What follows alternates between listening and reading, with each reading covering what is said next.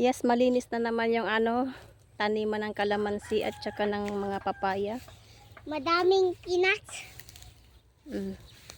Malinis na naman siya. Tanggalan naman yung mga damo. It's so good. Dati ang daming damo. Ang taas na. So ngayon maganda na, malinis. Titira na lang dyan talbos ng kamote at saka yung mga kangkong. Yan na lang yung nasa ilalim ng kalamansi. Tapos mani. Tapos mani. Ayan yung mga mani I-harvest yung mani na yan. Nag-harvest na tayo. Yes, nag-harvest ng mani. For $3,000.